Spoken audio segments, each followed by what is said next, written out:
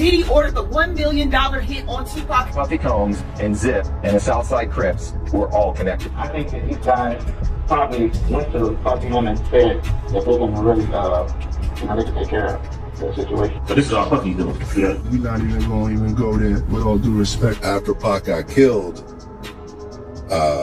Puffy gave Zip $1 million that was supposed to be handed over, and Zip ended up keeping it. People are noticing some more skeletons in Sean Diddy Combs' closet from decades past. This on the cusp of possible pending criminal charges amid the mounting legal woes and sexual assault lawsuits against the rapper, record producer, and music executive. Combs has now been accused of threatening to kill a magazine editor nearly 30 years ago. Shy Diddy C is currently dealing with additional serious allegations and startling evidence, so his problems won't be over anytime soon. Has emerged, demonstrating that Did have apparently been threatening people with death to many individuals. Indeed, you did hear that.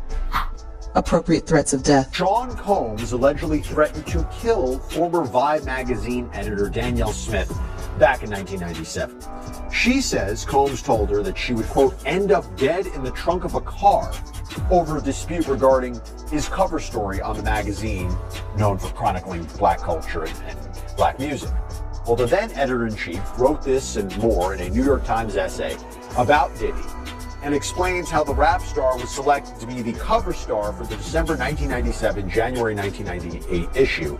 This was following the death of Tupac and Biggie Smalls. And she details never before known secrets about Combs, including an account how after his cover photo shoot in Manhattan, which was set to be modeled after the 1978 film Heaven Can Wait, it would feature him on two covers wearing angel wings, with one angelic, the other with kind of a mischievous look. Well, a few days later, Combs apparently wanted to see the covers before going to press, but it wasn't the policy of the magazine to do such a thing. And after Smith told him no, she says there were rumors that he planned to force the magazine team to show him the prints. And as Smith points out, there was vague talk circling about Combs' other alleged criminal escapades, a possible beating at the bad boy offices, plus his reputation for ruffling feathers. Well, sure enough, she claims he shows up at her office. She explains that with the help of security and other staff members, she was able to make an escape. And according to Smith, Combs then called her the next day, and she says that's when he made the threat that he would, quote, see her dead in the trunk of a car, and also purportedly said, F you. Well, within 2 hours, and after calling her lawyers, she writes that Combs faxed over an apology. But it didn't quite end there, because soon after, Smith says a couple of servers had been stolen from the office. These were ones that housed the files for that particular issue. And she says a rumor went around that someone had let in movers to the building from Bad Boy. So, to talk about this, I am joined right now by criminal defense attorney Fred Perry, who's a friend of the show, hasn't been on in quite some time. I don't know, maybe been ignoring us? It's fine, it's fine. No, Fred, so good to see you. Thanks so much for coming down and talking about this. Such an interesting update. I mean, what do you make of it? And do you think it's going to factor in any way into this laundry list of accusations facing Sean Combs right now? It's great to see you, Jesse. Yeah, I mean, what jumps out to me right away is if this federal probe ends up in an indictment with certain charges that involve crimes of violence, whether they be, you know, the sex trafficking that's been reported, or any other crimes of violence, the prosecutor can reach back to 1998 and actually ask a judge to allow them to introduce evidence of a death threat from 1998, even though it's beyond the statute, even though it's never been charged. It's what's known as other crimes evidence that a jury can hear and make a decision based on whether or not they feel like there is a pattern in this guy's life of violence, death threats, shooting people, beating somebody up, a hallway video showing beating a girl up in the hallway. I mean, my first thought is this could come back to haunt him from 1998. But isn't it also true they have to be careful about not just including anything, any bad allegation, because it could be improper character evidence, right? I mean, there has to be some sort of connection to whatever purported charges there are, assuming there are charges on the horizon. Hell of a thing. Former editor of Vibe magazine. says Diddy issued a death threat. Put it up full mass over a cover. With millions watching and many people benefiting from this program called Indisputable, we just need 1% of the viewers to become a paid member so we can continue to bring this content to you. Now back to the show. Now this is wild, all right? In addition to everything else, former Vibe editor-in-chief Danielle Smith recalls an alleged death threat and frightening encounter in the office with Sean Diddy Combs in a feature for the New York Times Magazine. Smith wrote that after a cover shoot of Combs for Vibe, this was back in 1997, the rapper requested to see the pictures before they were published. A request Smith vetoed because it went against the magazine's editorial policy. Combs allegedly threatened Smith, saying, quote, that he would see me dead in the trunk of a car, end quote, over not seeing the photos. Let's put a picture up again. I got to say this, for Ms. Smith to say this, she has significant credibility, okay? I'm president of a magazine, rolling out. It is against editorial policy to show somebody pictures, articles, etc. You don't do that, okay? So she was correct in the proclamation, and I'm sure Diddy was well aware, being who he was in 1997, already very familiar with the industry. When she held her ground, Ms. Smith wrote that Combs then allegedly stalked her at the Vibe office. Smith said Combs was later forced to apologize after she brought in her lawyer.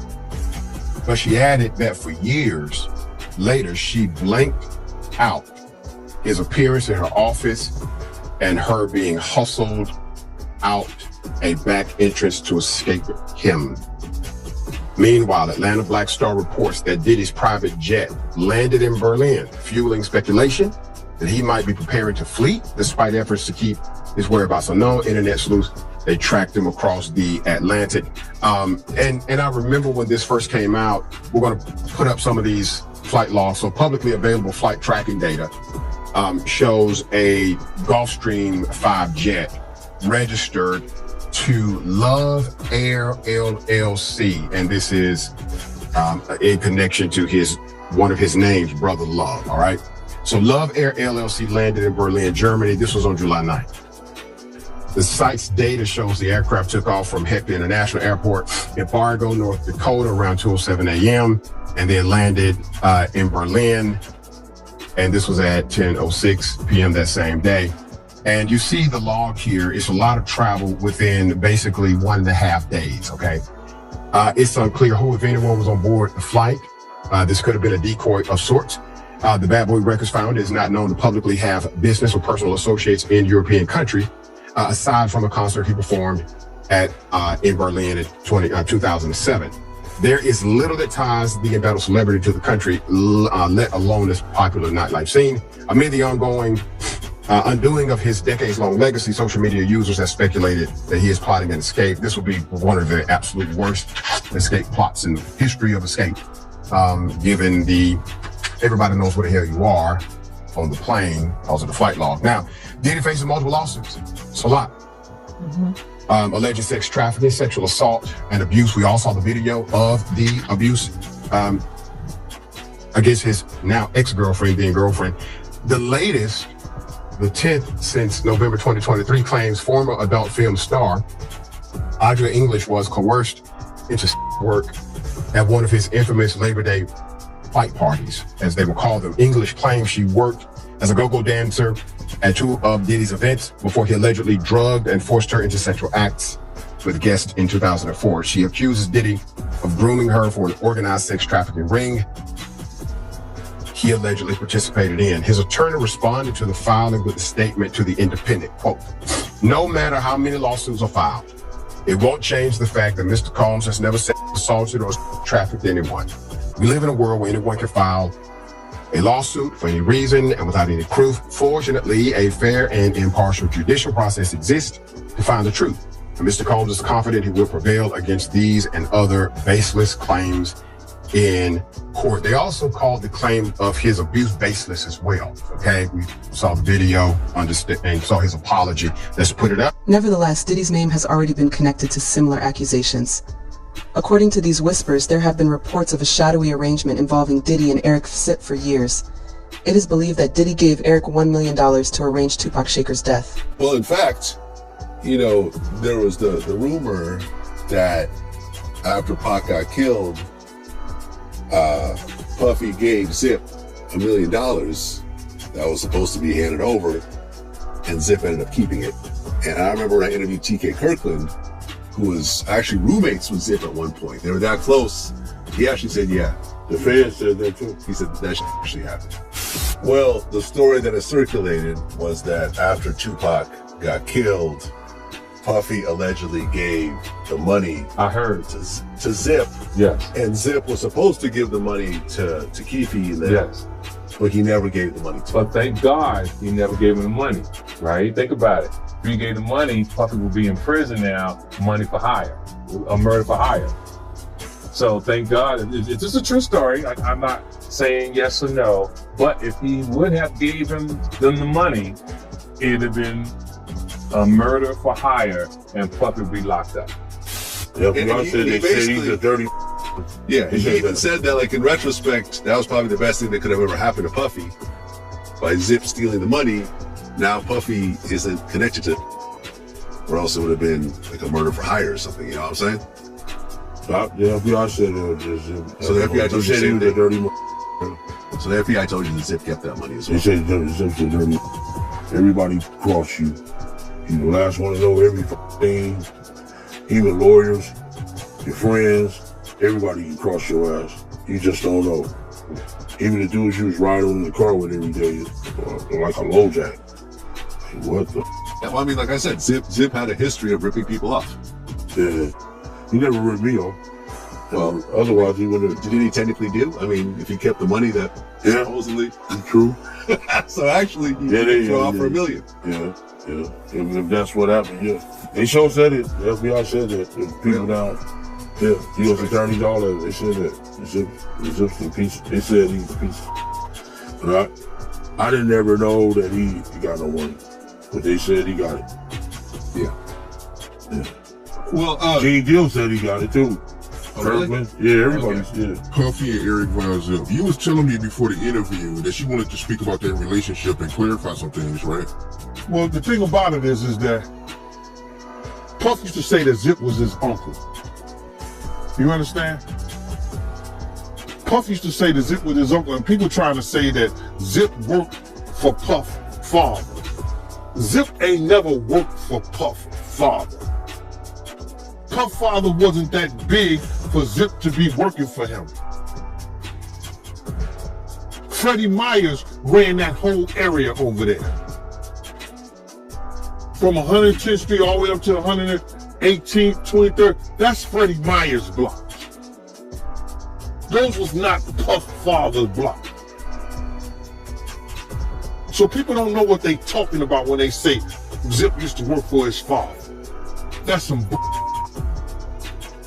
And I told you the story that Freddie Myers told us about that.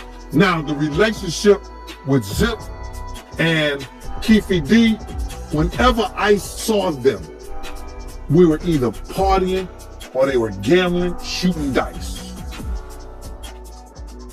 20, 30,000, 10,000 in the game. You know what I'm saying? They throwing licks for 20, 10, 50. They was shooting dice for big money. You understand? I told y'all that one time when Tretch came in there with Arnell Simpson on his arm, and he took all their money. Tretch was my boy. I was like, yeah. And when he walked out the door, Big G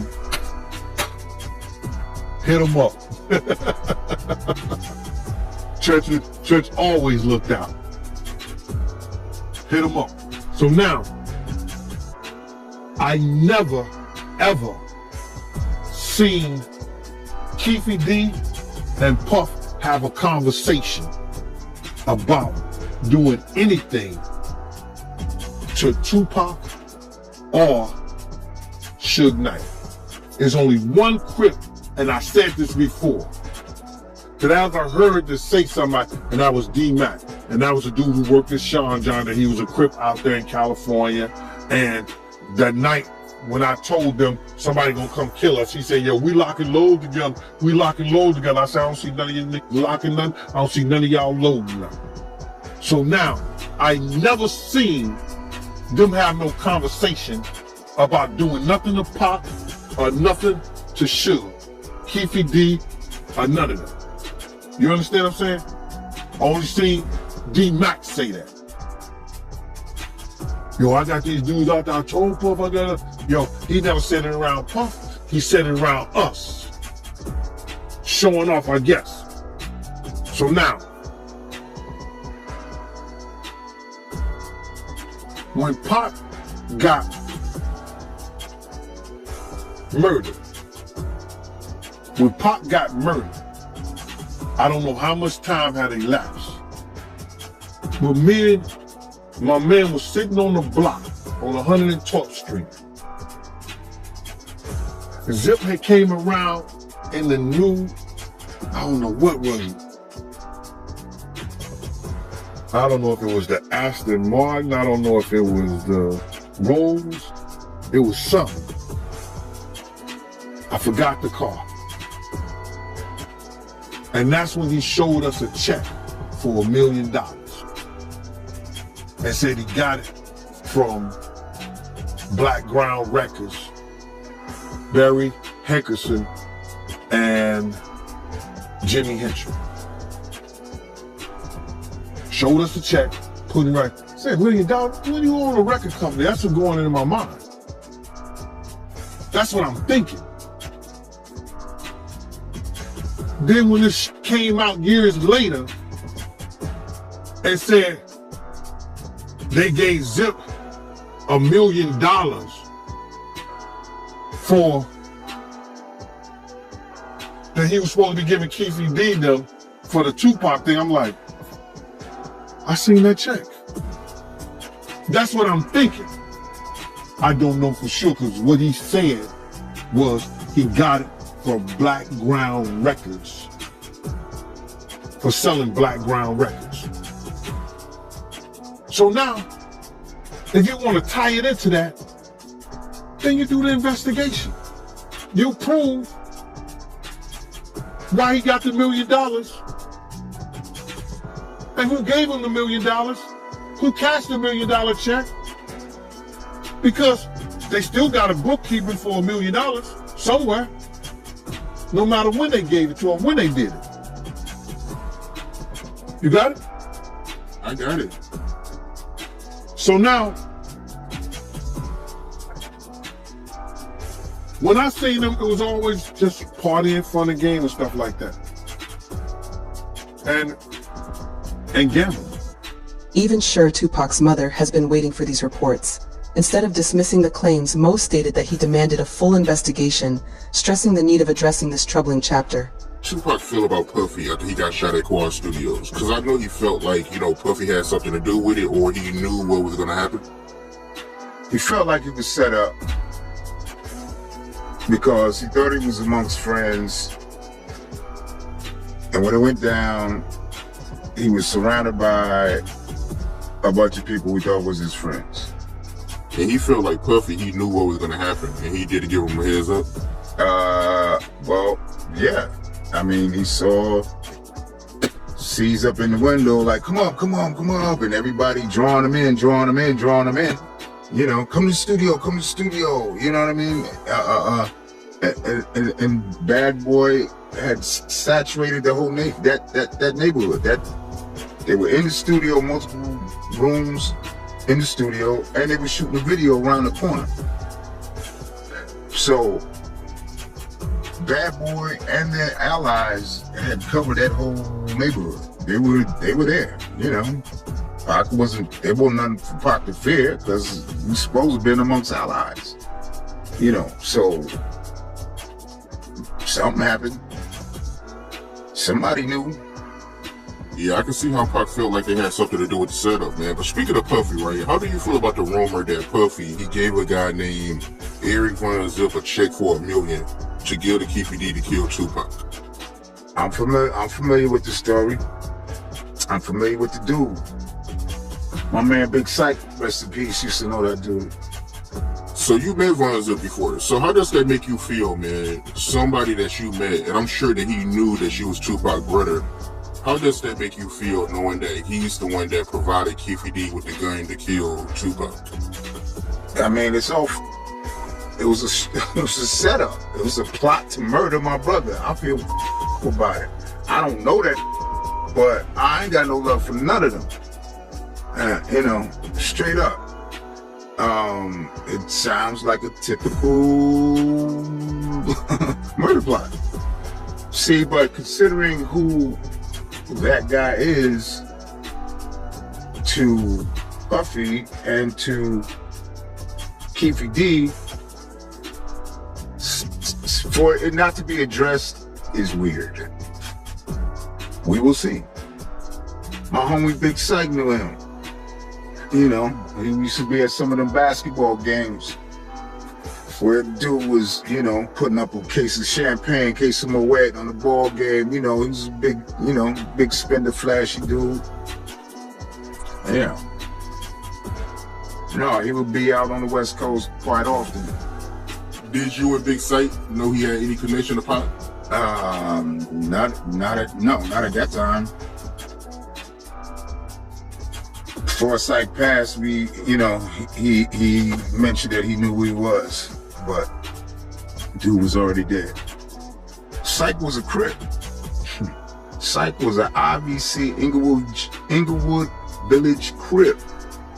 And he hung around. Psych would be around other Crips. So that's how, and that is how we got to meet dude, or knew who dude was. But I didn't know him personally. I just spent time with him. I knew before he passed away, he was mad at Greg Kading for Greg writing about his book, Murder Rap. Said, Zip, you're talking to me now. I know a lot about you. I gotta tell you a funny Zip story, because for the viewers that know who Zip is, Zip was so called like Puppy's like uncle, like his godfather, like his guy he kind of like, I guess, looked up to at the time. And I had Zip picked up by the FBI when he was coming across the bridge from Atlantic City in New Jersey into New York. And I called my friend Kevin Aquinas and said, Kevin, do me a favor. Zip's coming back in the Dock Navigator. Pick him up for me, bring him to my office. At that time, I was working in the Southern District. And Zip came in and he said, yo, man, Parker? Yeah, that's me. This ain't the police station. What am I doing here? This is the federal court. I said, yeah, that's where I work. Come on in, I gotta talk to you. And he was nervous as hell. And he was in there, man, we were talking, and I said, Zip, let me tell you something, I know everything about you. I know about the Black Navigator, I know about you in Atlantic City, about the girls, all these crying girls you were with, everything. He's like, yo, you know so much about me, man. I said, I know a lot about you. But I did spend several hours with him, because I had old warrants on him. He had old warrants that he never returned on. So I had to arrest him for those. But I asked him about the thing with Tupac. And Zip couldn't say anything. For everybody that knows out here, Zip didn't snitch. He didn't say anything. He never talked. He said he couldn't tell me about what went on, which I respected. He couldn't tell me, but I just spent time with him. I know before he passed away, he was mad at Greg Kading for Greg writing about his book, Murder Rap. And he said, Parker, some of those things are not true. And I said, Zip, you're talking to me now. I know a lot about you. And he said, yeah, but those things, some of the things he said is not true, it's this, it's that. I said, well, he wrote a book, and obviously he had to be vetted before he could put it out, But Zip and I always had a relationship where we weren't friends, but if he needed to talk to me about something, he felt comfortable enough to do that. Right. He had bodyguards with me too whenever he went out. But he was always, like I said, I treated him as a gentleman. He always said, you treated me the best out of anybody. You treated me like a gentleman. You weren't hard on me, put me in handcuffs. He did have a lot of beautiful women that came to see him, because I let him take his property, his jewelry, because I had to take him to Central Booking and put him in the system. And then when he had this attorney, I remember the DA was like, Derek, you know who this guy Zip? He's got one of the most powerful attorneys in New York. And the DA was nervous, the DA at the time. He was the chief of one of the bureaus. And I said, well, he's a well-known figure. He's got ties to LA, New York. He's been around, this guy. And it was just funny because the guy was very nervous about him. But, you know, he passed away with a lot of secrets. How you feel about the footage that went viral of Diddy water rafting in Wyoming? You know, when that went viral, man, that had a whole lot of people mad. No, nobody should be mad. He should enjoy himself, brother, before he go to jail. Because he might not see those whitewater rafting again. He might not see none of this stuff. And people might think that, you know, I'll be happy to see that. I don't really care. I really, your brother, I really don't care. But he should enjoy himself before he get his just dessert. Because he did a lot of crazy shit to people around us. He did a lot of crazy shit, and he deserved to be wherever those people gonna put him at once they prove their case. So when you see those videos of him having fun, you don't feel a type of way? No, I just see I see him one day that I know for a fact he'll be behind bars. So it don't matter what he do now. Work out, you know, get your muscle game, get your knuckle game up. You understand? Do what you gotta do, because behind those bars is a whole different life. It's a whole different thing. Damn, you telling him to get his knuckle game up? Yeah. To beat off the guys that he don't want them to beat on him. No Diddy. Listen here, man. When people know they about to go away, they're gonna enjoy life the best they can.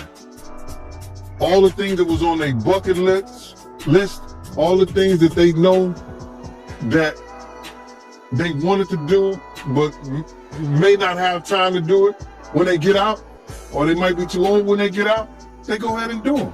So he's supposed to go out and have fun. Don't think he don't know. You pay those lawyers to know. Those lawyers know what he's gonna beat, and those lawyers know what he ain't gonna beat. So when you look at it, they already told him, yo, we might could beat this, but you're gonna do time on this. We might could beat that right there, and you're gonna do a little time for that. You match it up together, let's see what we can get you. Let's see, can we get you 10, 15, 20, and not the life, like some of the people behind them got. You know, Cassie, her lawyer came out, man. She was mad too, man. Like when that video came out of him water rafting, yeah, man, she was heated about that, man. She came out with a statement. Well, I think that just being in the men's shower in the prison system, the shower probably ain't as hard as that white water rafting is, but it'll be a lot of hard things in there that'll remind him of what he was doing on the outside. Bruh, dude has a right until he's been proven guilty to enjoy his life.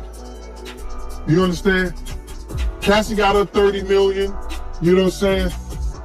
Go enjoy your life, but it could never pay enough for what she probably went through, or somebody putting their hands on them and doing the shit that they was doing and drugging them up and changing who they was. You understand? That happens in life. I've seen it in a lot of different cases. You understand? Girls will get with a certain guys and they drug them out, they put them out. You know, now she has still a chance to try to get some normalcy in her life and get those nightmares away. You understand? But this dude going doing all that stuff like that, that just goes to show me that he knows he's going away, bro. That's all. Never seen him on a bike before then. You never seen him on a boat riding a whitewater rafting before then. You know what I'm saying? He wasn't doing none of that stuff until recently that we know of. He might be jumping out of parachute, jumping out of an airplane with a parachute. About this extremely serious charge, please let us know in the comments section below. If you enjoyed this video, please press the subscribe button so that you don't miss any future ones. Until then, family, keep it real.